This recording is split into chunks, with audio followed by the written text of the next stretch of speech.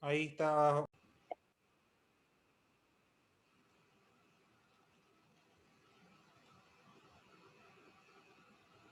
Muy buenos días. Mi nombre es Javier Gaete, soy neurólogo del Hospital Clínico. Hoy día vamos a continuar con el curso de manejo de urgencias médicas para no especialistas, modalidad online. Hoy día nos acompaña el doctor Gonzalo Sáez, es jefe de la unidad de urología del Hospital Clínico de Magallanes, es docente de la Universidad de Magallanes, que nos va a presentar dos temas. En primer lugar, el trauma urológico en urgencia y posteriormente el manejo de la retención de orina completa en urgencia. Después del primer tema va a haber un espacio para preguntas. Ustedes tienen disponible el chat o pueden hacerlas directamente las consultas. Vamos a tener 5 minutos de tiempo para hacer las consultas antes del inicio del segundo tema. Hubo un cambio en el cronograma que teníamos de las presentaciones. El doctor Sáez adelantó las clases para hoy porque el doctor Alexia Agudo estaba de turno hoy. Así que el doctor Alexia Agudo nos va a presentar la próxima semana los temas que están en el curso. Tengo el agrado de dejar al doctor Sáez. Doctor, adelante, por favor. Gracias, doctor Gaete. Hola, buenos días. Vamos a tratar, se escucha, supongo que se escucha bien y que se ve bien la presentación en el modo de compartir pantalla. Estamos ya... Ok. Se escucha muy bien. Se escucha Perfecto. Muy bien y se ve perfecto. Ok. Es lo que hay, no hablo. Vamos a hablar sobre trauma urológico, que es un tema que a uno siempre le preocupa cuando es médico general, cuando uno está en una urgencia, porque si bien es cierto, uno puede tener mucha experiencia, incluso quirúrgica, pero pareciera ser de que los órganos, tanto el riñón como el ureter y la vejiga, presentan problemas que a veces son difíciles de solucionar. Vamos a tratar de hacer una revisión lo más rápida posible y voy a tratar de poder comentarles aquellas cosas que me parecen más útiles en el manejo de las urgencias urológicas. Los traumatismos renales, que son quizás una de las causas más frecuentes de consulta en politraumatismo, constituyen entre el 1 y el 5% de todos los casos de traumatismo. Y siempre es más frecuente en varones que en mujeres, fundamentalmente porque los varones tienen conductas de riesgo mucho mayores que las mujeres. El órgano genital urinario que resulta lesionado con más frecuencia es el riñón, y hay una diferencia importante entre los entornos rurales y los entornos urbanos. En los entornos rurales es mucho más frecuente la proporción de traumatismo cerrado, por objeto romo, por caídas, etc.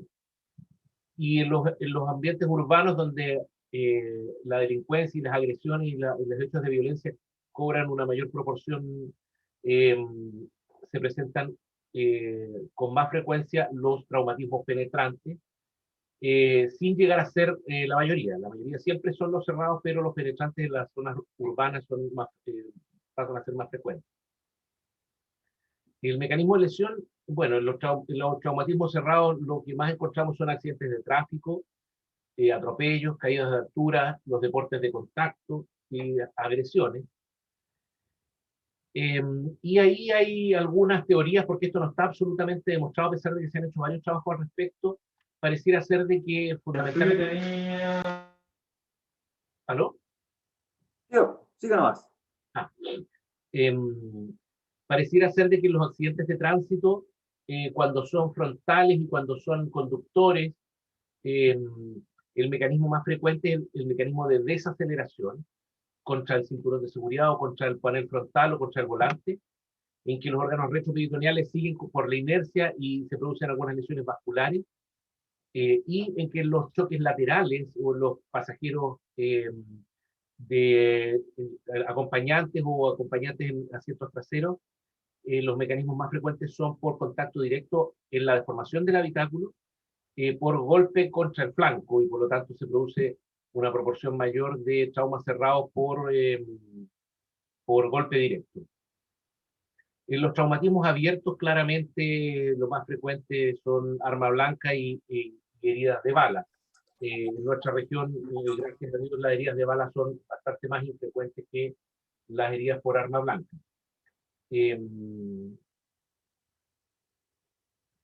Hay una graduación que se hizo, la verdad es que en el trauma renal hay un médico que es muy famoso dentro de la urología que se llama Jack McAnich, que trabaja en la Universidad de California, y que fue el primero que se dedicó a hacer una revisión sistemática hace muchos años sobre los traumas renales. Y gracias a su experiencia, la probabilidad de nefrectomía en un trauma renal bajó desde prácticamente el 80% a menos de un 10% de los pacientes sometidos a traumas renales ya sean cerrados o abiertos, gracias a su trabajo. Y él hizo una primera aproximación a esta clasificación. Las clasificaciones a mí no me gustan mucho porque primero uno las anda trayendo en el celular, no tiene que aprenderlas de memoria, pero sí el concepto que va detrás de la clasificación. Y sabemos de que las lesiones grado 1 corresponden a una contusión o hematoma subcapsular sin expansión. Aquí lo voy a mostrar directamente acá. Esta es la grado 1, donde tenemos un hematoma subcapsular, no hay expansión, no hay compromiso del parénquima. En una grado 2 ya hay un compromiso de la cortical, hay un hematoma perirenal, ¿ah?, que no se expande, y si hay una laceración cortical, esta puede ser de menos de 1 centímetro de profundidad, sin extravasación, a diferencia del grado 3, donde la laceración cortical ya es de más de 1 centímetro a través de una pirámide, pero sin compromiso de la vía urinaria. En el grado 4 ya hay compromiso de la vía urinaria, claramente el hematoma está contenido por la fascia agerota, pero tenemos un paso de sangre hacia el sistema colector, o tenemos una lesión segmentaria de la arteria o de la vena renal con un hematoma contenido, con una lesión vascular que puede ser parcial, como esa, en la arteria o en la vena, y puede haber una pequeña trombosis vascular. Y el grado 5 ya es palabras mayores. Tenemos un secuestro renal con una parte del riñón que está totalmente partida, o tenemos varias lesiones concomitantes con compromiso del segmento de la vía urinaria, digamos, del colector, o tenemos avulsión renal con compromiso de arteria o vena completo. Y tenemos salida de la sangre hacia el pararrenal, fuera de la fascia agerota. Lo bueno de esta clasificación es, quizás lo único más importante es señalar de que las primeras 4 se tratan en forma conservadora, o sea, el riñón nos da tiempo para esperar. La fascia agerota constituye una cavidad o una barrera bastante eficiente en mantener un trauma contenido, una hemorragia contenida, y que solo las grados 5 evidentemente son una urgencia y requieren de tratamiento quirúrgico.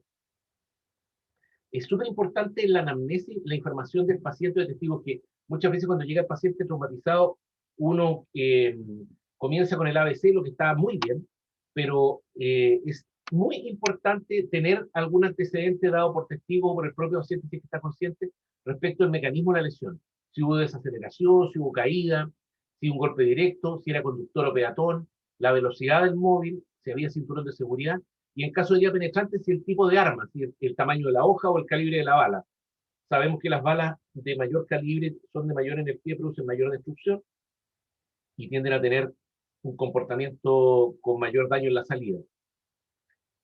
Esto es súper importante, y esto es algo que yo creo que es lo que todos hemos caído, urólogos y no urólogos, cuando nos vemos enfrentados, nunca preguntamos respecto de antecedentes. En el caso de riñón esto es súper importante. Si el paciente tenía nefropatías previas, si tenía malformaciones, si tenía un riñón poliquístico, si tenía un gran quiste renal, porque muchas veces uno se encuentra con una imagen, por ejemplo, de una gran colección, y que a veces corresponde al vaciamiento de un quiste que el paciente tenía y que producto del trauma se vació y que no representa casi ningún riesgo. Por ejemplo, nos olvidamos preguntar y a veces los pacientes saben que tienen un solo riñón y uno entra a operar un riñón sin saber si el otro está funcionando adecuadamente. Así que es súper, súper importante, en el caso por lo menos de los riñones, preguntar si el paciente tiene antecedentes de patologías o cirugías previas. La estabilidad hemodinámica es el criterio principal para tratar todas las lesiones renales. Claramente, como yo les mostraba, la mayoría, casi el 80% de las lesiones renales son de tratamiento conservador, pero lo que tenemos que cuidar es el factor hemodinámico, porque estamos frente a un órgano que tiene una arteria corta directamente conectada con la aorta y una vena corta directamente conectada con la cava. Por lo tanto, las lesiones vasculares son los que mandan el pronóstico y la urgencia de tratamiento de estos pacientes. Y los signos y síntomas que sugieren afectación renal en el caso de un trauma son los clásicos: hematuria, dolor en la fosa renal, equimosis en la fosa renal. Esto es súper importante, que a veces uno ve una equimosis y uno dice, bueno, es que el paciente se arrastró, se golpeó. Una equimosis en la fosa renal es bastante, nos debe hacer sospechar una lesión renal. Abrasiones en la fosa renal, fracturas costales o de apófisis transversas de vértebras lumbares. Distensión abdominal, masa abdominal y dolor a la palpación abdominal, que son signos bastante más inespecíficos. Nuestro laboratorio de entrada es hematocrito, orina completa, creatinina, que está en cualquier lugar. La verdad es que si uno es general de zona en Alto Palena, va a tener la opción de hacer un hematocrito, una orina completa y una creatinina muy rápido al paciente. Estas son recomendaciones basadas en las guías europeas, con buen grado de evidencia, por lo menos los dos primeros. La orina de un paciente con sospecha de lesión renal debe inspeccionarse macroscópicamente y posteriormente examinarse mediante un análisis con tira reactiva, esto como de entrada, y se correlaciona bastante bien con lesión renal. La determinación seriada del hematocrito indica la velocidad de pérdida de sangre, sin embargo, hasta que no finalice la evaluación, no estará claro si se debe a un traumatismo renal o a lesiones asociadas. Y por último, la determinación de la creatinina puede revelar una alteración de la función renal antes de la lesión. Eso tiene una evidencia bastante menor. Acá las imágenes son nuestras mejores amigas. Los pacientes con hematuria microscópica y sin shock tras un traumatismo cerrado tienen una baja probabilidad de ocultar una lesión renal importante. Eso es como interesante porque por lo menos a uno lo puede guiar frente a otras urgencias que el paciente pueda tener. Las indicaciones de evaluación radiológica son, y estas son importantes: hematuria macroscópica, hematuria microscópica y shock, y la presencia de lesiones asociadas graves. Y por último, los pacientes con traumatismos penetrantes en el tronco presentan una incidencia elevada de lesiones renales, y cuando se sospeche clínicamente una lesión renal a partir de una herida de entrada o salida, se debe efectuar una imagen del riñón independientemente del grado de hematuria. Hay que pensar que muchas veces las heridas renales pueden afectar el sistema colector de tal manera que este esté totalmente avulsionado o esté obstruido de manera tal de que no exista hematuria ni compromiso del examen de orina porque el riñón está excluido. Dentro de las imágenes, la ecografía es un método cruento, rápido, o sea, incruento, rápido, sin radiación, es súper económico, está presente en muchos lugares, aún en lugares alejados, y vemos cosas muy groseras: conexiones intraabdominales, permite ver el flujo sanguíneo si es que tenemos Doppler, pero bastante poco sensible, y lo que tiene de malo es que mientras más grave el paciente es menos sensible. Así que no es idealmente un método adecuado, y si nos va a retrasar en las maniobras que vamos a hacer, es mejor ni siquiera realizarlo. Su mayor utilidad está en el seguimiento seriado de lesiones renales, y no es posible determinar gravedad de lesiones renales a partir de datos ecográficos. La pielografía de eliminación, que también es un método que uno también puede encontrar en lugares bastante alejados donde hay una máquina de rayos, es súper importante para varias cosas. Primero, nos permite saber si el paciente tiene uno o dos riñones. Define bastante claramente cómo está el parénquima renal en su fase nefrográfica. Y debe incluir entonces una fase nefrográfica que nos permita definir el contorno renal y visualizar la excreción del medio contraste desde ambos riñones a la pelvis renal y los ureteres. Muchas veces uno utiliza lo que se llama la placa única, control radiológico intraoperatorio, que también es interesante porque muchas veces uno ingresa con un paciente politraumatizado a operar por la parotomía, y en el momento de la operación, uno quisiera ver, se encuentra con una masa retroperitoneal que uno sabe, no sabe si se trata de un trauma renal complejo, si lo debe abrir o lo debe abrir. Esta es una gran pregunta muy clásica de los cirujanos. Entré a operar, le reparé 2 lesiones intestinales, pero tiene una masa atrás en el retroperitoneo y llaman al urólogo. Entonces, ¿qué hacemos? ¿Abrimos, exploramos, no exploramos? Y no hay imágenes previas.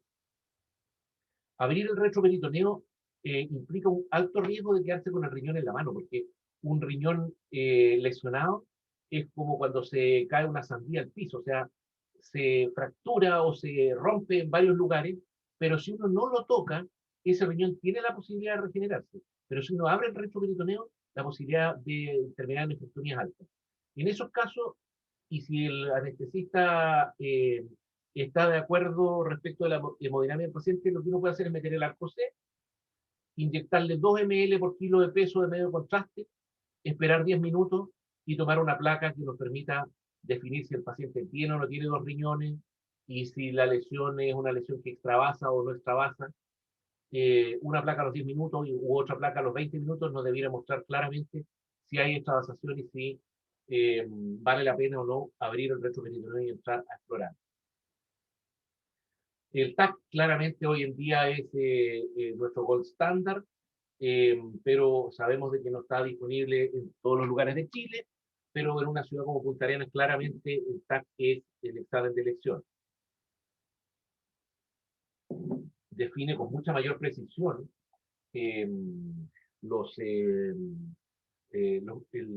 las lesiones renales, detecta fácilmente las contusiones, los segmentos desvitalizados, ve la totalidad del retroperitoneo y sobre todo nos permite ver si hay lesiones asociadas que requieran abordaje quirúrgico. Las recomendaciones, también tomadas de las guías europeas, bueno, los pacientes con traumatismo cerrado y hematuria macro o microscópica, al menos 5 hematíes por campo de gran aumento, con hipotensión, o sea, con presión arterial sistólica menor de 90, deben someterse a evaluación radiológica sí o sí. La evaluación radiológica también se recomienda a todos los pacientes con antecedentes de lesión por desaceleración rápida o con lesiones asociadas importantes. Esto es algo que probablemente les han repetido muchas veces en distintos cursos sobre urgencia, y es que cuando tenemos mecanismos de lesión por impactos de alta energía, siempre debe haber una evaluación mayor a la que uno cree que se puede dar de forma externa. La ecografía puede ser informativa, pero claramente el grado de la evidencia es muy bajo. El TAC con contraste endovenoso es la mejor prueba de imagen para diagnosticar y clasificar lesiones renales. Y los pacientes inestables que tienen una exploración quirúrgica urgente deben someterse a una pielografía intravenosa con proyección única con una inyección intravenosa en bolo de 2 ml por kilo de contraste. Hay alguna controversia, no está absolutamente probado, pero creo que es una buena forma por lo menos de tener alguna idea y de cumplir con algún criterio médico legal que puede ser importante si es que el paciente termina nefrectomizado. La pielografía, la resonancia magnética y la gammagrafía son opciones de segunda línea aceptables para obtener imagen de traumatismo renal. Claramente la resonancia, en el caso de un paciente que está en shock, no es la mejor alternativa, es mucho tiempo, el paciente no se puede mantener adentro de un resonador por tanto rato. Y por último, la angiografía, hay que dejársela a los vasculares, y puede ser bien útil, porque nos podría permitir embolizar un vaso que esté sangrando o un segmento que esté sangrando en forma selectiva.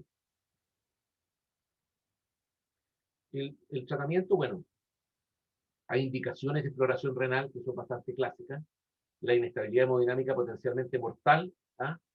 Por una hemorragia renal es una indicación absoluta de exploración renal con independencia del mecanismo de lesión. Claramente, si el paciente está bajando su hematocrito, está choqueado y no logramos estabilizarlo, requiere exploración igual. Un hematoma perirenal en expansión o pulsátil, identificado durante la parotomía exploradora realizada por lesiones asociadas. Esto es lo que yo les decía. Tenemos un abombamiento del retroperitoneo. Bueno, si esto está en expansión durante la cirugía o tiene pulso, claramente requiere exploración y control rápido de los vasos. una visualización deficiente del riñón afectado, una indicación de exploración. O sea, nosotros tomamos una pilografía o tomamos una placa intraoperatoria y no se ve bien el riñón, no hay una buena visualización, es mejor explorarlo.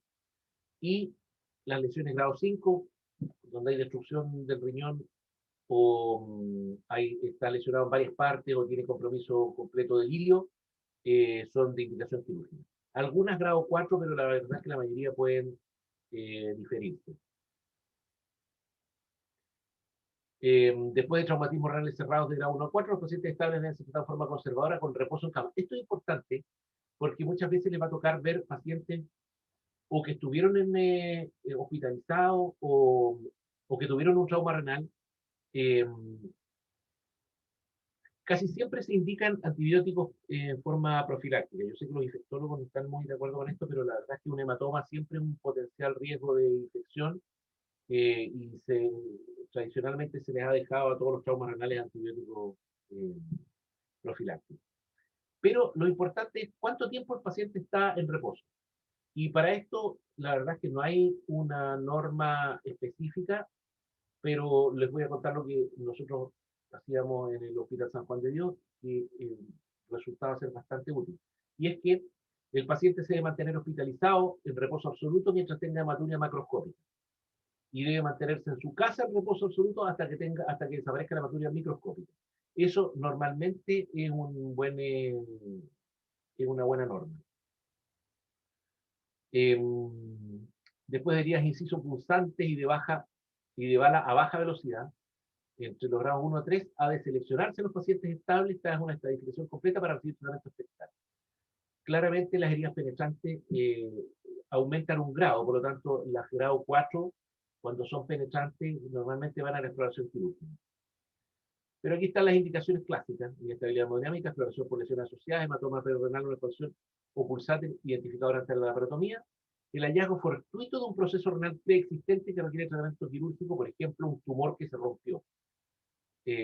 Y la reconstrucción renal debe intentarse en los casos que se alcance el objetivo principal de controlar la hemorragia y en los que sea viable una cantidad suficiente de parénquima renal. Salvar el riñón así a todo evento no es la mejor de las opciones. La verdad es que el riñón es un órgano que sangra bastante. Es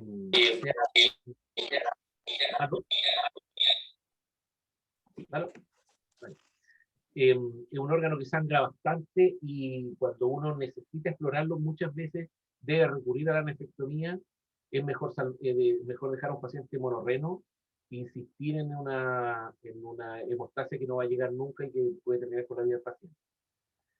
El seguimiento, como le decía, reposo hospitalizado hasta que desaparezca la hematuria macroscópica, en domicilio hasta que desaparezca la hematuria microscópica, seguimiento de la función renal con TAC o cintigrama y seguimiento de la presión arterial. ¿Por qué? Porque dentro de las complicaciones más tardías tenemos la hipertensión arterial, no es tan frecuente, pero a veces se da la hipertensión arterial por atrapamiento, que se llama, que en el fondo se produce una fibrosis capsular que mantiene un riñón comprimido, atrapado, y que produce una hipertensión renovascular tardía y que a veces requiere la nefrectomía para su tratamiento.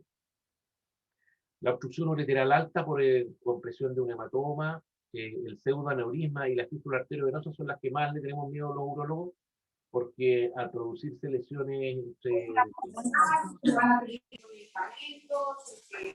¿aló?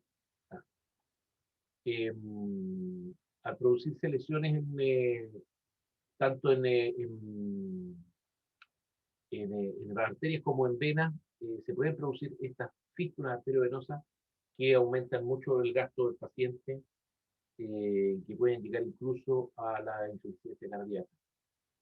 Lo mismo que los pseudoaneurismas, que son una complicación que, gracias a Dios, hoy en día se puede resolver endovascularmente por nuestros colegas los cirujanos vasculares. Bueno, así para tener algunos números en la cabeza, aproximadamente el 8 o 10% de las lesiones abdominales cerradas y penetrantes afectan a los riñones. En niños esto es más, porque los niños tienen un abdomen mayor en proporción al cuerpo y tienen riñones que son bastante grandes en comparación a la incidencia de lesiones asociadas a un traumatismo renal penetrante es alrededor del 77%. Las heridas de bala se asocian a lesiones de órganos con más frecuencia que las heridas cortopunzantes. La mayoría de los pacientes con traumatismos renales penetrantes presentan lesiones asociadas de los órganos adyacentes que pueden complicar el tratamiento.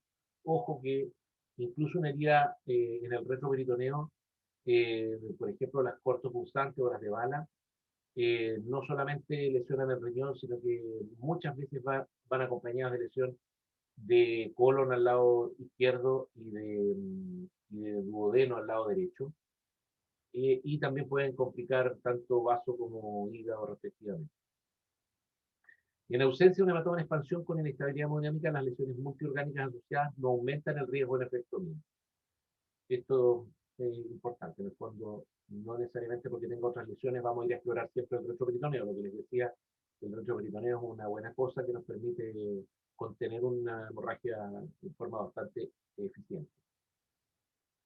Y estos son los típicos algoritmos. Yo no me voy a referir mucho a esto, simplemente para hacer como un recuerdo de lo que hemos dicho. La sospecha de un traumatismo renal en un adulto, hay que determinar la estabilidad hemodinámica, eso es lo primero. Si está inestable, va a una laparotomía urgente con una pirografía intravenosa con placa única.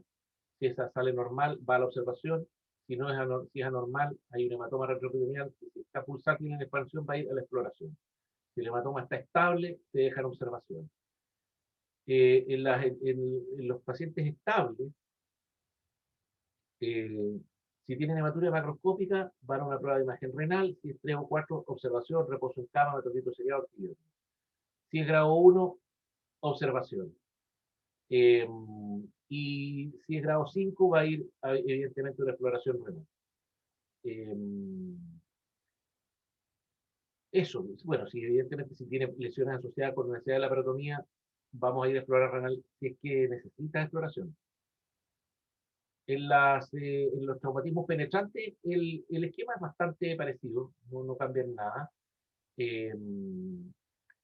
Y la única diferencia es que las lesiones 4 y 5 probablemente van a exploración renal. Lo que yo les decía es que en los penetrantes aumentamos un grado respecto de la necesidad de explorar el riñón en forma quirúrgica. Vamos a ver un pequeño caso clínico, un varón de 69 años que acude a urgencia por hematuria tras un traumatismo lumbar por una caída en bicicleta, a la exploración física, puño perfusión renal derecha positiva. La ecografía demuestra principalmente líquido perirenal, lo que no es infrecuente en los traumatismos renales. Se realiza un angiotac de abdomen con 3 fases. En la arterial no se aprecia extravasación de sangre arterial. En la venosa se identifica una banda hipocaptante que atraviesa el parénquima del polo inferior renal derecho, sin demostrar fugas de contraste, pero en la tardía existe extravasación del mismo desde la pelvis renal, que se encuentra distorsionada. El uréter derecho aparece contrastado hasta el meato ureteral. También se visualiza líquido perirenal derecho de baja atenuación y en la corredera paracólica derecha. Acá tenemos la imagen, aquí tenemos la ecografía con líquido perirenal.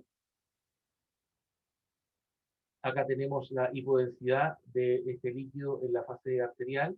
Acá tenemos ya fase nefrográfica, pero tenemos este líquido que está ahí, más hipodenso. En la fase venosa tenemos esta banda ahí, hipodensa, en el parénquima renal, que muestra esta laceración que va desde aquí hasta acá adentro. Y aquí tenemos fuga de contraste, desde la pelvis en fase excretora. Ahora, esta es una lesión tipo 4, porque tenemos compromiso de toda la corteza y tenemos comunicación del hematoma con el sistema excretor. Sin embargo, a este paciente se le puso un Pictain para drenar bien la vía urinaria, se mantuvo en observación y el paciente no requirió ningún tipo de cirugía, más que la instalación de un stent de derivación. Así de importante es pensar de que tenemos un riñón que está roto, el compromiso de la vía excretora, y que uno pensaría, bueno, esto hay que ir a repararlo, hay que ponerle un punto acá, hay que cerrar la vía, el sistema colector, pero la verdad es que en los últimos 60 años la experiencia ha demostrado de que mientras más conservadores somos con el riñón, más capacidad tiene este de regenerarse por sí solo, y a pesar de que pueden quedar algunas cicatrices, teniendo un buen drenaje de la vía excretora y que la orina no salga hacia el retroperitoneo, sino que drene por donde tiene que salir, esto se recupera y anda bastante bien. Acá, a diferencia del anterior, es un paciente la importancia de tener, de la anamnesis, de saber qué lesiones tenía el paciente antes. Fíjense que esto es una paciente con una hidronefrosis que tuvo un accidente automovilístico. Acá tenemos un riñón muy bien contrastado, por lo que sabemos que por lo menos este riñón está funcionando bien, por si tuviéramos que sacar este. Y acá tenemos una parte del riñón, otra parte del riñón, o sea, del medio contraste, y todo esto es una corteza súper adelgazada y extravasación. Este era un paciente que tenía una gran hidronefrosis izquierda y que tuvo un traumatismo renal leve, no fue un gran trauma, fue un golpe más bien de baja energía, y sin embargo tuvo un estallido renal porque tenía una hidronefrosis. Esto es lo que se sacó, esta es la pieza operatoria. Si ustedes se fijan, es solo cavidades, es solo sistema excretor y de parénquima no queda prácticamente nada. Así que la importancia siempre de tener, ojalá, el antecedente si el paciente tenía patología renal previa. Acá tenemos un TAC de abdomen con contraste, donde se observa una laceración renal izquierda que compromete la médula, perdón, la corteza y llega hasta la médula sin extensión al sistema colector y con una hematoma perirenal asociada. O sea, aquí está el hematoma, aquí tenemos la lesión, pero no tenemos salida hacia el sistema excretor. Una lesión típica grado 3. Y por supuesto que esto fue resuelto de forma absolutamente conservadora. Ni siquiera necesitó un stent en la vía excretora, porque la vía excretora no está afectada. Solo reposo y este paciente recuperó función renal completa. Los traumatismos ureterales, por otro lado, son súper raros. Yo siempre cuento de que hace unos cuantos años atrás fui a un congreso, el tema era trauma urogenital, y vino el doctor Macanich a hablar sobre trauma renal, alguien de la Mutual a hablar sobre trauma vesical, pero para hablar de traumatismo ureteral trajeron una uróloga colombiana, que es donde está la serie de mayores estudios respecto al trauma ureteral, porque por la experiencia que ellos han tenido durante los años de la guerra con las FARC. Entonces, hay mucha experiencia por herida de bala, que es quizás el mecanismo más frecuente para lesión ureteral. El 18% de este pequeño 1% se debe a trauma cerrado, el 7% de heridas penetrantes y el 75% de las lesiones ureterales que nosotros vemos son iatrogénicas. Y de estas, el 75% son operaciones ginecológicas. En Europa y en Estados Unidos la incidencia de lesión ureteral en cirugía ginecológica va entre el 1,6 y 2 por cada 1000 intervenciones ginecológicas. Yo tengo la impresión de que aquí un poco más. En el 14% son por otras cirugías abdominales, secciones de recto, etc. Y un 14% son por cirugías urológicas donde inadvertidamente ha habido lesión ureteral.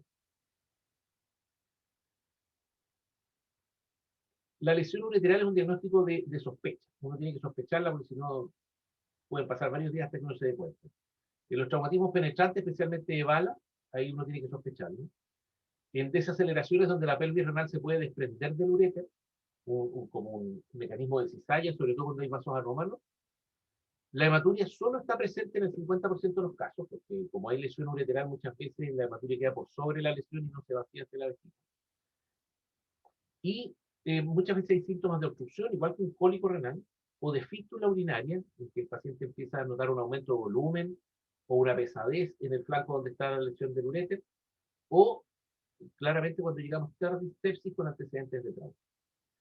Todo dolor atípico en paciente operada ginecobstétrica debe hacernos sospechar una lesión ureteral. Eso no está en ninguna norma así establecido, pero esa es la experiencia que tenemos nosotros. Yo creo que todos los urólogos les podrán decir lo mismo, que paciente ginecobstétrica recién operada, que evoluciona con un dolor atípico o con fiebre de origen desconocido, uno siempre debe ir a buscar una lesión ureteral porque es bastante frecuente.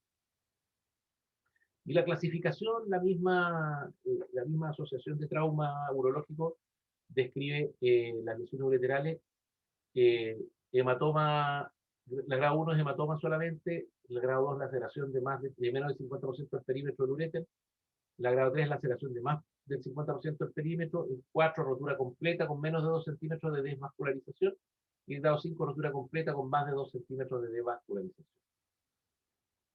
Los principios de la reparación de un uréter son siempre los mismos, debridamiento de los extremos ureterales hasta tener tejido viable, sección en espátula de los extremos ureterales y colocación de una endoprótesis interna, un catéter doble J, cierre impermeable del uréter reconstruido con una sutura reabsorbible, colocación de un drenaje externo no aspirativo y aislamiento de la lesión con peritoneo o epipnón si es que la lesión se reparó por vía por laparotomía, digamos, o sea, si se abrió la cavidad peritoneal. Acá tenemos una clásica lesión de uréter con extravasación hacia el retroperitoneo y abombamiento de la hoja peritoneal hacia este lado. Aquí se ve el urinoma inadvertido en una lesión por arma blanca. Miren cómo se infiltra el psoas aquí. Estas lesiones siempre requieren reparación. La mayoría de las veces, cuando son de uréter distal, muchas veces requieren reimplante ureteral, sobre todo cuando corresponden a ligaduras, por ejemplo, en operaciones donde se liga la arteria uterina, inadvertidamente se liga también el uréter. Ese anillo no se puede soltar y dejar a su suerte, aunque uno le ponga un píxel, aunque uno ponga un catéter por dentro, ya la sutura logró necrosar toda la circunferencia de ese uréter y hay que cortarlo y espatularlo si es que tenemos uréter distal o directamente neoimplantarlo en la vejiga. En las lesiones ureterales más altas, la mayoría de las veces se logra tener uréter suficiente para poder hacer anastomosis término-terminales, pero muchas veces, cuando esto no se puede, hay que recurrir a otras técnicas que consisten, por ejemplo, en cerrar la pelvis renal y implantar el uréter en el cáliz más inferior, hacer una cálico-ureterostomía. O, finalmente, hacer un uréter nuevo con un segmento de hilo, usamos un catéter ileal, que en general no es muy bien tolerado y tiene altas complicaciones. Pero lo fundamental es poder sospechar la lesión. De los traumatismos vesicales, quizás estos son los que más conocemos. Las lesiones abdominales que se asocian a un traumatismo vesical corresponden más o menos al 2%. Los traumatismos cerrados penetrantes representan el 67 al 86% y las roturas vesicales entre el 14 y el 33%. Los accidentes de tráfico son la causa más frecuente, 90% de rotura vesical por traumatismo cerrado. Esto por desaceleración o por compresión del volante sobre el pubis con vejiga llena. Siempre las roturas vesicales son sobre vejiga llena. Y por lo tanto, cuando uno hace imágenes, es importante saber eso, porque uno va a encontrar líquido. Es prácticamente imposible encontrar una rotura vesical en una vejiga vacía y por lo tanto decir, bueno, si no tiene líquido, pudiera ser de que tenga la vejiga rota, pero no lo hemos visto porque no ha orinado.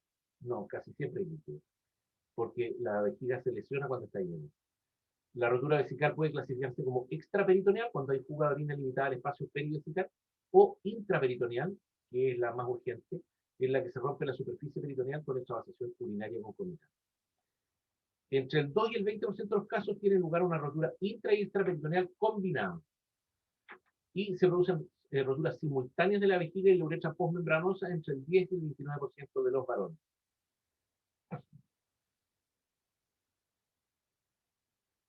El 70% de los pacientes con lesiones vesicales causadas por traumatismo cerrado presentan fracturas pélvicas asociadas. Y esto es bien importante. Cuando uno tiene fracturas en la pelvis, uno siempre debe sospechar que hay una lesión vesical asociada. La diástasis o separación o luxación de de la sínfisis pubiana, la diástasis sacroiliaca y las fracturas sacras, ilíacas y de ramas púbicas se asocian de manera significativa a una rotura vesical. Esto no sucede con las fracturas acetabulares, ¿eh? Cuando uno encuentra fracturas de cadera, que se rompió el acetábulo, y el paciente, por ejemplo, a los pasajeros frontales, se da mucho esto que hacen como luxaciones posteriores de la cadera, o rompen el acetábulo por la presión del fémur contra el acetábulo. Esas en general no se asocian a roturas vesicales, pero si hay rotura de las ramas pubianas o disyunción sacroilíaca o de la sínfisis, casi siempre hay lesión vesical asociada. Más del 50% de las fracturas pélvicas asociadas son de una rama púbica, hasta el 30% de los pacientes con fracturas pélvicas presentan algún grado de lesión vesical. Solo se producen lesiones vesicales graves en el 5 a 10% de los pacientes con fracturas pélvicas, esto es bueno. Y más del 85% de los pacientes con fracturas pélvicas presentan lesiones asociadas en otros órganos o sistemas, con una mortalidad del 22 al 44%. O sea, cuando tiene un paciente con una fractura pélvica, no solamente hay que fijarse en el pronóstico que va a tener desde el punto de vista urológico, si es que tiene o no tiene lesión asociada, sino que estamos hablando de una lesión fundamentalmente de alta energía con mortalidad importante asociada. Aproximadamente el 25% de las roturas vesicales intraperitoneales se producen en pacientes sin fracturas pélvicas, o sea, en 1 de cada 4. Las lesiones iatrogénicas también son bastante frecuentes, fundamentalmente en las cirugías ginecobstétricas. La vejiga es el órgano que resulta más lesionado. Casi siempre durante cirugía abdominal o pélvica abierta, en las cirugías vaginales anteriores o en las laparoscopías. Y aquí tenemos otra clasificación clásica. En la grado 1 hay hematoma o laceración de grosor parcial del detrusor. En la grado 2 hay laceración que puede ser extraperitoneal, pero menos de 2 centímetros de la pared vesical.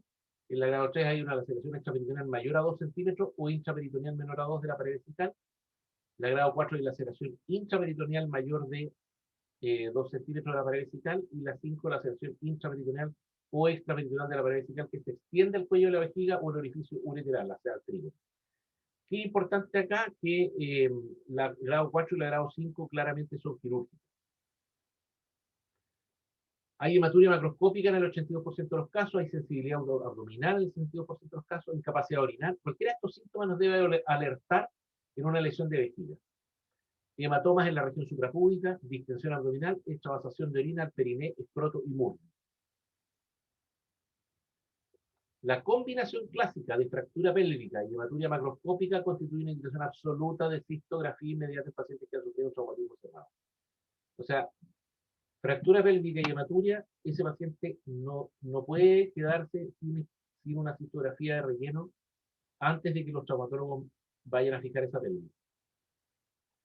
La presencia de sangre visible en el meato uretral es diagnóstica de una lesión uretral. No debe introducirse una sonda Foley antes de que se haya realizado una uretrografía retrógrada para garantizar la integridad uretral, y esto lo hemos visto muchas veces. El 2 al 10% de los pacientes con rotura vesical solo presentan microhematuria o no tiene hematuria en absoluto.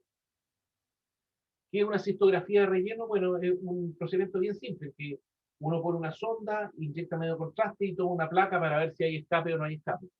Y una exactitud bastante importante, entre el 85 y el 100%. Requiere una radiografía simple que hay casi en cualquier lugar. Otra es situación de vejiga llena y otra posterior al drenaje. ¿Y qué es lo que se hace? Se instilan 350 ml de medio contraste, no puro. La verdad es que 350 ml de medio contraste diluido a la mitad bastan por gravedad, o con una lesión con muy poca presión, con una jeringa de pivote ancho con muy poca presión. Las lesiones vesicales se identifican únicamente en la radiografía posterior al drenaje en el 10% de los casos. La mayoría filtran antes. Y los traumatismos cerrados, cuando hay rotura extraperitoneal, la mayoría de los casos requieren una sonda Foley, la vejiga estando vacía tiende a reparar solita y no requiere muchas veces de reparación a menos que el tamaño de la lesión sea demasiado grande. La afectación del cuello y la vejiga, la presencia de fragmentos óseos en la pared vesical o el atrapamiento de la pared vesical precisan intervención quirúrgica, claramente. Y los traumatismos cerrados, cuando hay rotura intraperitoneal, siempre debe hacerse exploración quirúrgica.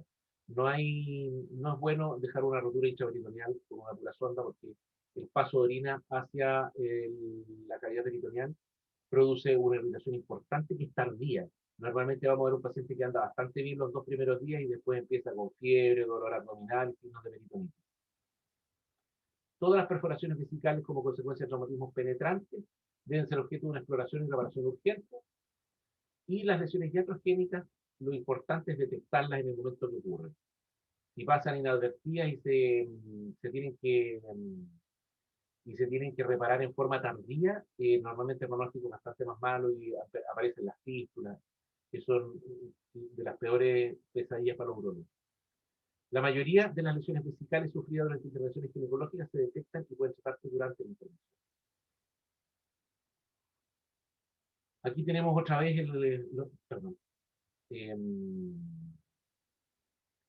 tenemos nuevamente recomendaciones. Se requiere citografía inmediata en presencia de hematuria y fractura pélvica.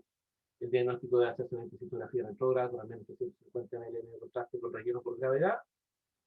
Para una cistografía, el requisito mínimo incluye una radiografía simple, otra en situación de vejiga llena y otra posterior al drenaje. Las radiografías a medio llenar y oblicuas son opcionales. La cistografía por TAC puede utilizarse con la misma eficacia cuando el paciente se somete a una TAC por lesión asociada. O sea, si el paciente va a ir a escáner, no necesitamos hacer una cistografía después. Podemos ponerle una sondita, inyectar el medio contraste y tomar una placa después que se vacía y tenemos un cistotac que es igual de bueno que una cistografía.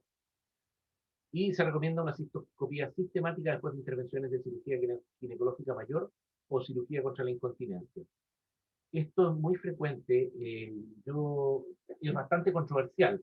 Hay países como el nuestro donde se hacen muchas intervenciones de prolapso o cirugías de cistopexia hechas por los ginecólogos, donde no hay visualización de la vejiga al término de la cirugía.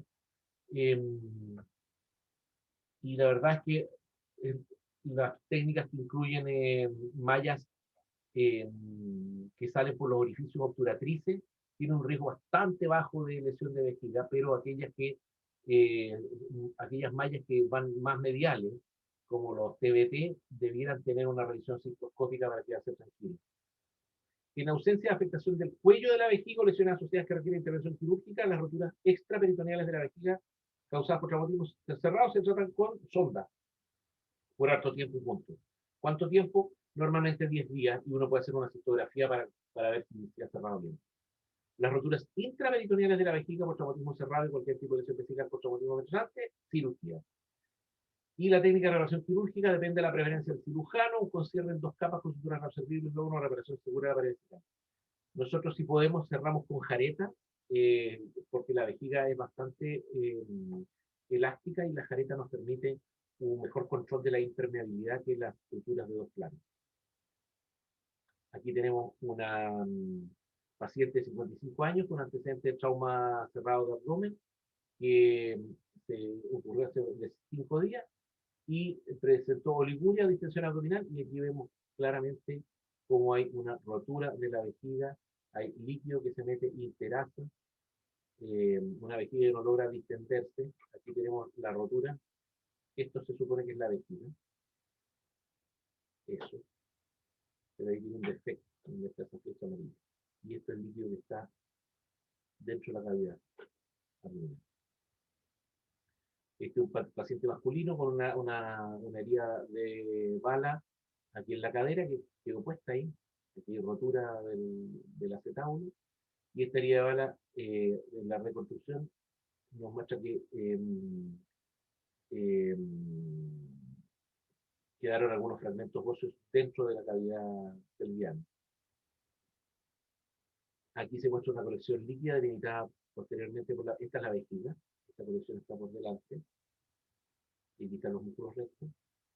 Y aquí vemos la hoja del peritoneo. Y esto es líquido por delante de la vejiga. Aquí está la lesión. Ahí vemos gas. Aire dentro de la... aire que entró durante la herida. Y lo importante es que esta es una lesión extraperitoneal, así que este paciente podría manejarse en forma conservadora con una sonda. Sin embargo, al haber sido herida de bala, lo más probable es que tenga otras lesiones asociadas y que haya que entrar igual a hacer algún accidente. La tubería penetrante. Este es el mismo paciente, no hay fuga, aquí sí. Aquí ya se ve la fuga hacia el espacio prevesical. Y aquí tenemos la reconstrucción de la vejiga con este lugar donde sale el medio contraste sector. Los traumatismos uretrales son súper importantes. Y yo creo que es de lo que más vemos. El diafragma urogenital divide la uretra masculina en porciones anterior y posterior. La uretra posterior está formada por la uretra prostática y membranosa, y la anterior por la vulvar y peneal. En las mujeres solamente existe uretra posterior. La uretra anterior corresponde a los labios menores, por el origen embriológico al cual pertenecen. Aquí tenemos la uretra masculina, que es la que más problemas nos da en términos de traumas uretrales. En general, los traumas uretrales femeninos son bastante más raros y más fáciles de manejar porque es una uretra más corta, con mecanismos de continencia que son bastante distintos y por lo tanto la probabilidad de que haya lesiones es más baja. Ahí tenemos la uretra posterior y la uretra anterior. Las lesiones uretrales posteriores. 2/3 de las fracturas pélvicas se producen como consecuencia de accidentes de tráfico. Los traumatismos cerrados explican más del 90% de las lesiones uretrales. En general, la uretra posterior masculina resulta lesionada en el 4 a 19% de los casos, y la uretra femenina entre el 0 y el 6% de todas las fracturas pelvianas. Las fracturas pélvicas inestables, las fracturas bilaterales de la rama isquiopubiana, fracturas por caídas ahorquejadas y la diástasis de la sífilis del cuello son las que tienen más probabilidades de lesionar la uretra posterior. Aquí tenemos la razón de posibilidades. La lesión por caída ahorquejada más una sacroiliaca es la más frecuente, la que tiene mayor proporción de lesión uretral. Y también la de Malgueñe, que es el cizallamiento vertical que se produce en el diafragma urogenital, que también es bastante más frecuente. Las lesiones de la uretra próstato-membranosa pueden variar desde un estiramiento simple hasta roturas parciales o separación completa.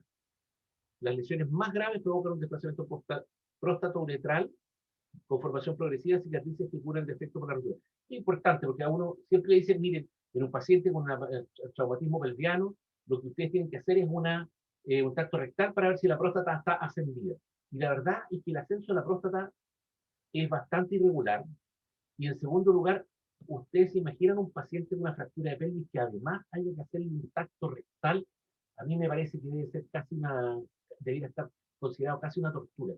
Así que en realidad no creo que sea una buena idea basarse en el tacto rectal para establecer el grado de lesión de la uretra próstato-membranosa en un paciente con fractura de pelvis. La verdad es que lo mejor para estos casos es hacer una uretrografía.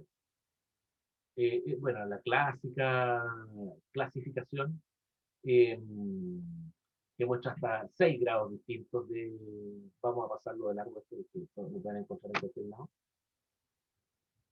Pero más que el tratamiento, lo que me interesa es la actitud que uno tiene cuando tiene un paciente con una fractura de pelvis.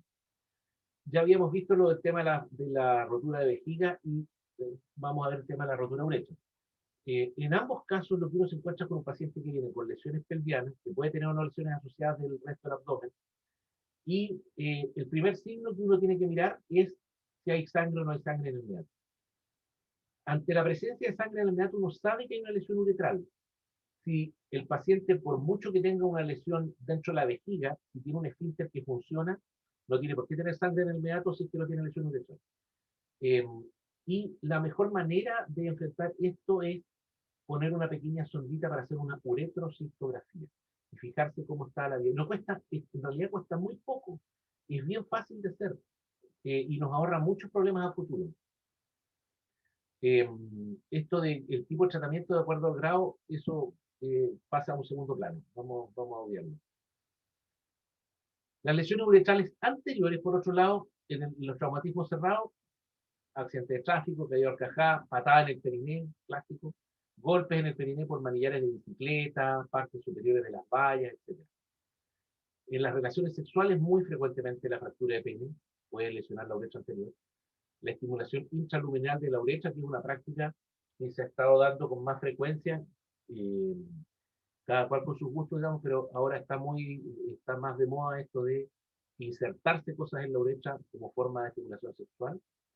El traumatismo penetrante, bueno, heridas de bala, heridas cortopunzantes, las mordeduras de perro no son tan poco frecuentes, los empalamientos externos, las amputaciones del pene, y en los pacientes parapléjicos algunas bandas de constricción. Hay pacientes que utilizan unas especies de condones para no tener que sondearse, eh, o pacientes que utilizan bombas de vacío y que requieren de un elástico en la base para mantener la erección.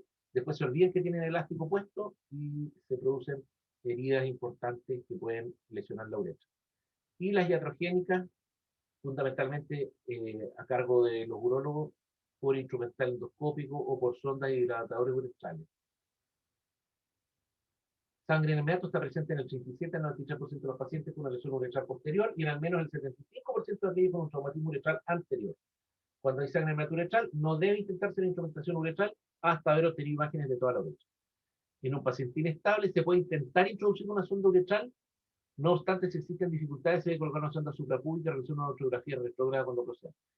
Esto de que nunca jamás poner una sonda en un paciente que tiene sospecha de lesión uretral, no es un absoluto. Yo preferiría que no, preferiría siempre tener las imágenes. Pero la verdad es que muchas veces uno prueba y a veces la sonda pasa sin ningún problema. Pero el tema está en que no hay que introducirla ni con fuerza, ni hacer, ni tratar de presionar. Si pasa muy bien, muy fácil, pero lo ideal es hacer una uretrografía retrógrada. La incapacidad de orinar indica rotura uretral. La extravasación de sangre o orina con una distribución en manguito a lo largo del eje del pene indica que la lesión se encuentra limitada por la fascia de Bach. Esto es importante porque muchas veces uno ve a un paciente que ha tenido un trauma genital, por ejemplo, y observa un gran hematoma que va desde la base del pene hasta el glande. O sea, que incluye todo el prepucio. Eso está bien porque eso significa que esa es un hematoma que está limitado por la fascia de Bach. Pero cuando el hematoma no está limitado por la fascia de Bach está rota, y entonces nuestro sitio de contención corresponde a la fascia de Cole, el hematoma puede llegar hasta las clavículas y en forma de mariposa en los muslos, que es la clásica distribución de este hematoma extra fascia de Bach o contenido por la fascia de Cole. En las pacientes con fracturas pélvicas graves, la presencia de edema labial puede ser un indicador de lesión uretral. Puede estar causada por extravasación urinaria y exige atención inmediata. La uretrografía retrógrada es el método de referencia para evaluar las lesiones uretrales. En primer lugar, debe hacerse una placa exploradora para evaluar la técnica radiológica y para detectar fracturas pélvicas y cuerpos extraños como balas. Se realizan unas sondas Foley en la fosa navicular y vamos a verlo, mejor verlo. La uretrografía retrógrada. Esta es una técnica, yo encontré estas imágenes en internet. Hay varias cosas que no me gustan de esta imagen. Primero, es difícil poner un paciente de lado cuando tiene fracturas pélvicas asociadas. Normalmente lo que uno va a ver es un paciente así. Segundo, esta sonda es muy grande, es muy ancha. Normalmente yo lo hago con una sonda 12, 14 máximo, idealmente una 12 o una 10. Y entonces esa sonda, uno pone la pura puntita de la sonda y el globito lo infla en la fosa navicular con 2 a 3 ml, no más que eso, porque más de 2 ml la fosita navicular empieza a doler, va a terminar con una explosión del glande si le ponen más volumen. Y entonces, idealmente si uno pudiera doblar una pierna, pero estirando la sonda hacia el lado, si uno le da un poquito de tracción, ya puede proyectar la uretra para verla completa en una placa. Aquí vemos, miren, aquí está el acetábulo y la cabeza del fémur del lado derecho. Aquí está la sínfisis pubiana. O sea, esto está un poquito desproyectado. Y aquí tenemos una uretra que está estirada hacia el lado, ¿ya? Y acá tenemos salida de medio contraste, pero tenemos paso hacia arriba. Hay entrada aquí en la vejiga. Así que sabemos que esto es una rotura que no es completa. Hay paso, a pesar de que hay extravasación, hay paso hacia la vejiga. En cambio acá metemos medio contraste, vemos esta vasación, pero no llegamos nunca a contrastar la vejiga. Por lo tanto, sabemos que se trata de una rotura completa. Los traumatismos genitales, que también son bastante frecuentes y que a uno también lo complican, por supuesto que es mucho mayor en los varones que en las mujeres, porque las mujeres tienen sus órganos genitales más guardaditos, pero además porque los hombres son más violentos y se dedican a actividades más riesgosas. Eh, los traumatismos genitourinarios están causados normalmente por lesiones cerradas en el 80% de los casos, aunque el riesgo de lesiones asociadas a los órganos próximos como la vejiga, la uretra, la vagina, el recto, el intestino, después de un traumatismo cerrado, es mayor en las mujeres que en los varones. Se observan traumatismos penetrantes de los genitales externos en cerca del 20% de los casos, de modo que el 40-60% de todas las lesiones genitourinarias penetrantes afectan a los genitales externos. En los varones, los traumatismos genitales cerrados suelen producirse de forma unilateral. Tan solo el 1% cursa con lesiones escrotales o testiculares bilaterales, son accidentes que le dan mucha energía o muy catastrofales. Las lesiones escrotales penetrantes afectan a ambos testículos en el 30% de los casos, y en ambos sexos las lesiones genitales penetrantes se producen con otras lesiones asociadas en el 70% de los pacientes. De las cosas frecuentes que uno ve en traumatismos genitales, la fractura del pene, que está causada por la rotura de la albuginia cavernosa y puede acompañarse de un hematoma subcutáneo y lesiones del cuerpo esponjoso o la uretra en el 10 al 22% de los casos. La fractura de pene normalmente o raramente está dada por un traumatismo directo, y la mayoría de las veces está asociada a actividad sexual. En el 99% de los casos el mecanismo siempre es el mismo, y es que la pareja está sobre el varón, ahorcajada, y en algún minuto se produce la salida del pene y el golpe del pene contra el perineo de la mujer, y se produce un chasquido, una detumescencia inmediata y un hematoma asociado al pene. Los traumatismos cerrados del escroto pueden causar luxación testicular. Esto se refiere a que el testículo puede salir de su lugar dentro del escroto. Rotura testicular o hematoma escrotal subcutáneo. Se identifica una rotura testicular en alrededor del 50% de los casos de traumatismo escrotal cerrado directo. En las mujeres, rara vez se comunican los traumatismos cerrados de la vulva. La incidencia de hematomas vulvares traumáticos después de partos vaginales es de 1 por cada 310 partos, y la presencia de un hematoma vulvar está estrechamente relacionada con un mayor riesgo de lesiones vaginales, pélvicas o abdominales asociadas. Aquí vemos una fractura de pene bastante clásica, en que hay deformidad, hematoma y desviación del pene. No hay afección del glande porque el hematoma está asociado a la albuginia de los cavernosos y no del esponjoso. Aquí vemos una exploración donde se abre el prepucio, se debrida, uno ve que hay mucha sangre ahí, eso está debería estar mucho más clarito, hasta que se llega y se pela completamente el cuerpo cavernoso y se observa este hematoma, este coágulo asociado a la rotura de la albuginia, que se limpia, se lava, se asea y se sutura con una sutura absorbible. Se puede usar una este es el resultado. Aquí dejaron un granajito, le dejaron su sondita Foley, y aquí están los puntitos del prepucio que se retrajo para poder reparar la fractura. Un traumatismo penetrante de los genitales externos se asocia con frecuencia a lesiones complejas de otros órganos. En los niños, las lesiones penetrantes se observan con mayor frecuencia después de caídas ahorcajadas o una laceración de la piel genital por caídas sobre objetos afilados. Bueno, el aumento de los hechos violentos ha conllevado mayor incidencia de lesiones cortopunzantes o de bala, y en cualquier traumatismo penetrante la vacunación contra el tétano es obligatoria, no olvidarse de eso. Las mordeduras de animales son frecuentes, es más raro que lesiones genitales, pero cuando sucede hay que acordarse de la vacuna antirrábica, de dejar cubierto ampliamente con antibióticos de amplio espectro. Recuerden que los perros transmiten bacterias que no son las comensales nuestras. Pasteurela, Escherichia coli, etc. Y los antibióticos de primera elección son Peni en altas dosis más amoxicilina, ácido clavulánico, o seguidos de doxiciclina o eritromicina durante 10 a 14 días.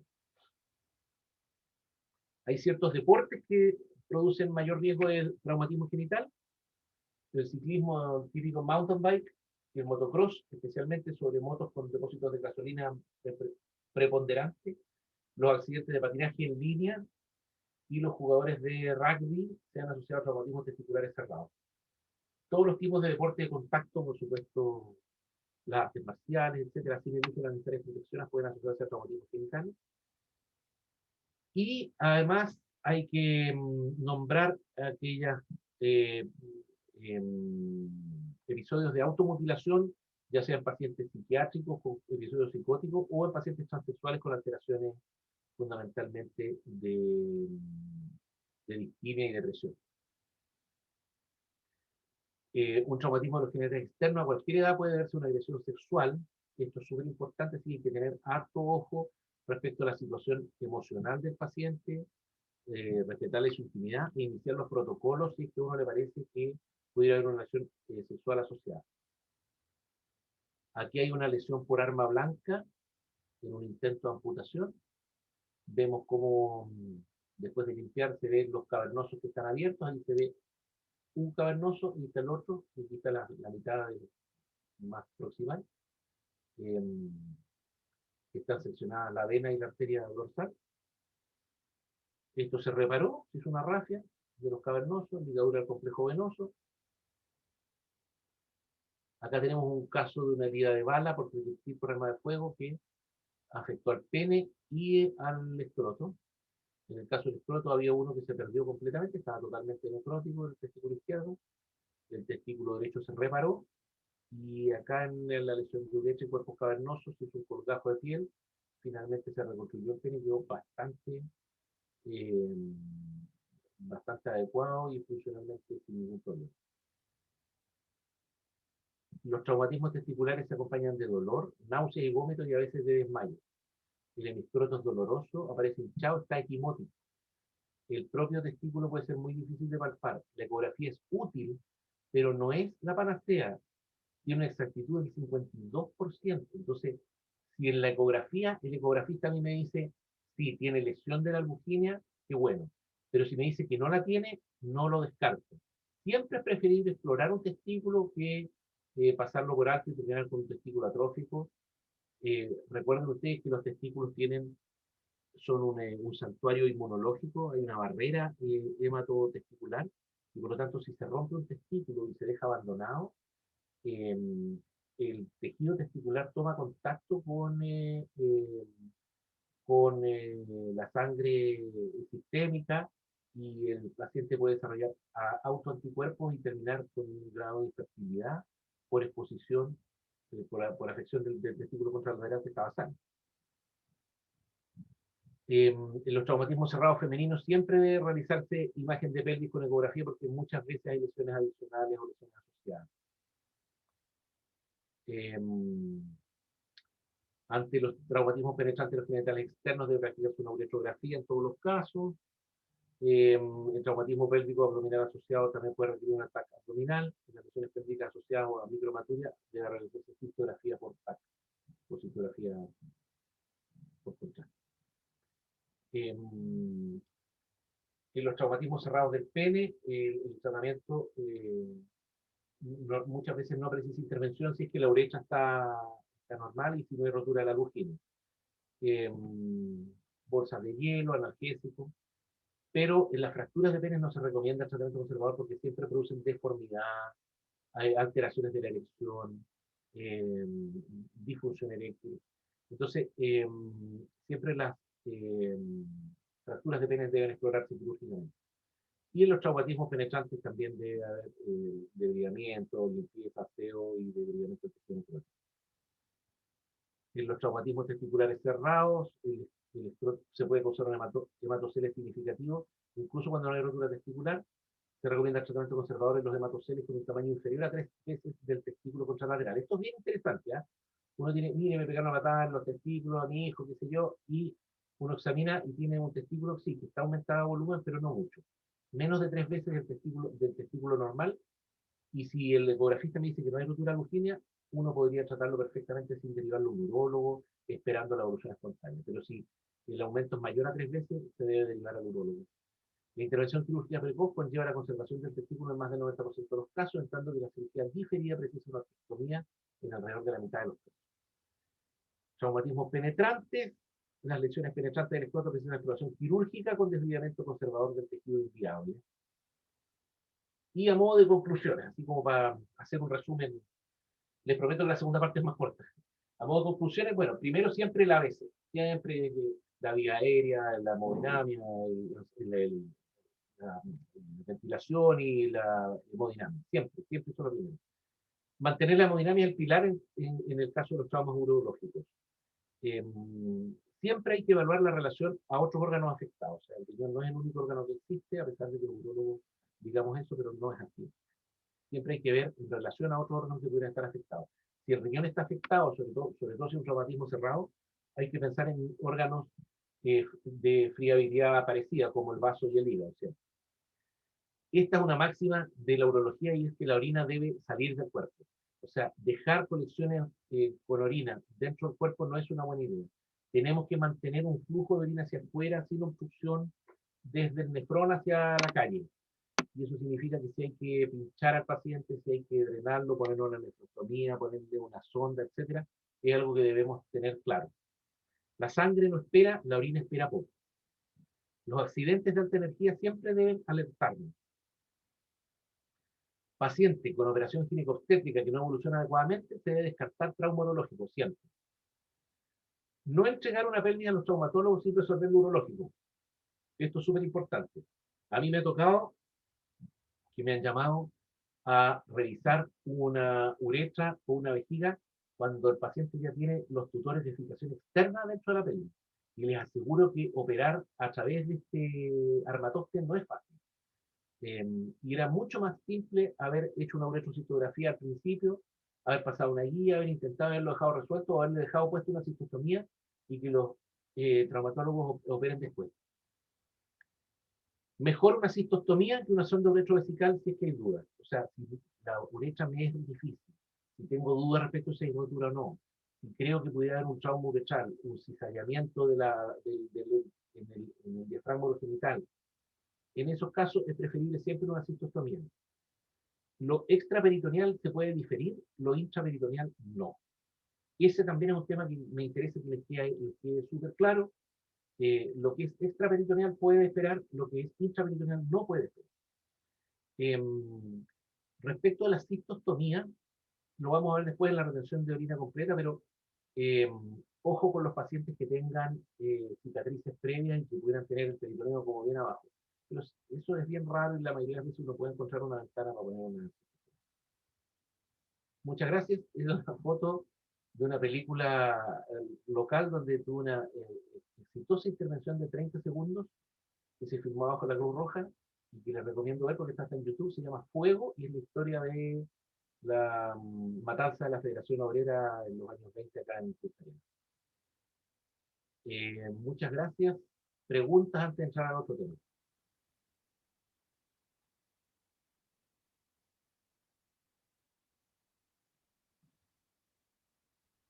O la charla fue muy buena y no hay duda, o están todos durmiendo. Hubo muy buena la charla, doctor, excelente. Interesante, bien completa. Acá tenemos una pregunta en el chat, entiendo que se refiere al trauma renal. Sí. En estos casos, ¿se prefiere sonda de irrigación vesical antes que Foley? Pregunta. Muy buena pregunta. No, en general nosotros la irrigación vesical la dejamos reservada solamente para aquellos pacientes con vejiga indemne con hematuria. Si uno no tiene una vejiga indemne, dejar irrigación vesical es mantener una llave abierta por un lugar que lo único que va a hacer es que va a perpetuar la rotura. Así que tratar nunca de dejar sondas de 3 vías. Si uno quiere asegurar un buen vaciamiento en una vejiga, no hay que escatimar en el calibre de la sonda, pero no necesariamente que sea de 3 vías. Si uno quiere dejar una uretra femenina, una sonda 24 French, no hay ningún problema, una uretra lo suficientemente amplia para soportar y en un hombre de 22, 20, no hay ningún problema. Si la orina está clara, no es necesario dejar una sonda tan gruesa, pero siempre sondas sobre 16, las sonditas chicas en adultos no funcionan. Casi todas, sé que hay algunas pequeñas diferencias, pero casi todo lo que hablamos de trauma renal y ureteral es equivalente también para niños. ¿Ah? De hecho, está establecido así. En algún minuto se intentó hacer una clasificación distinta para niños y se dieron cuenta que los riñones en niños funcionaban igual que los adultos y la clasificación servía también para el trauma urológico pediátrico.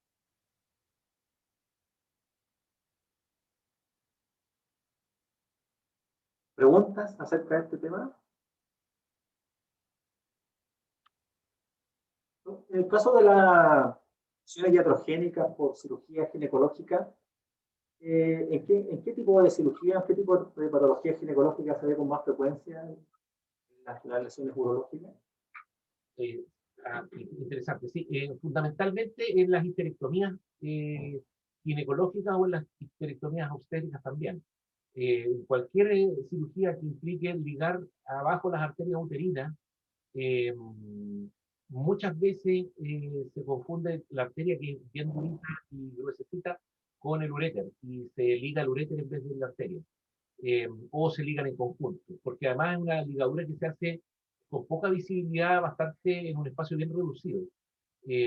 Así que esa yo diría que es la más frecuente de las lesiones ureteral, pero también en la cesárea o en cirugías eh,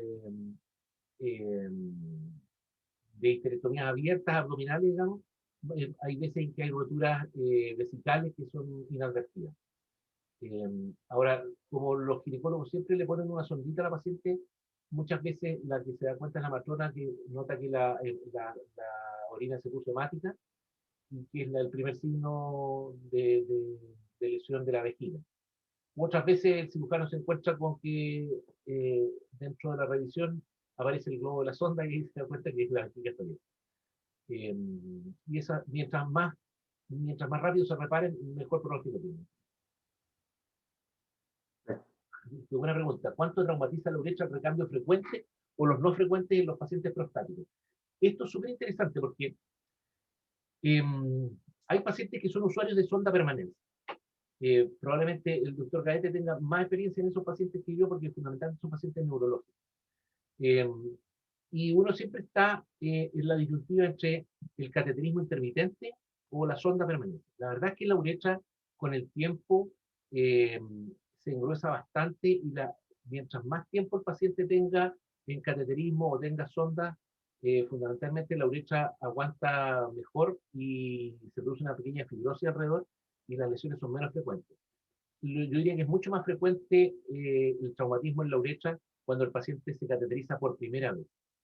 Y los pacientes que tienen la próstata muy grande, lo que sucede es que normalmente ponen una sonda muy delgada y muy dura que choca contra el velo montano. Entonces, la próstata tiene esta pequeña subida y idealmente uno debería tener a disposición, ya lo vamos a ver en la clase de retención, les voy a mostrar las sondas, hay sondas que son especiales para ese tipo de uretra, pero hay un par de tips que yo creo que son bien importantes y creo que son muy útiles cuando uno está pasando susto con un paciente que está en retención de orina. Ante la hematuria, en los recambios, ¿cómo actuar? Casi siempre esas hematurias son súper alaracas, o sea, 2 glóbulos rojos son capaces de teñir un litro entero de orina. Eso, la verdad es que aumentar el consumo de líquido y nada más. Si el paciente no tiene coágulos, no debería ocasionar ningún problema. La hematuria pasa muy rápido y no requiere de otro tipo de medidas.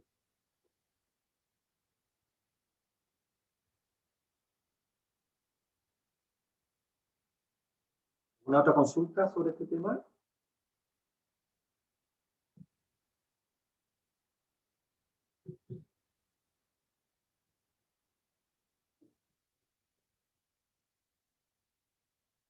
Bien, pasamos a la siguiente presentación, doctor, entonces. Ok.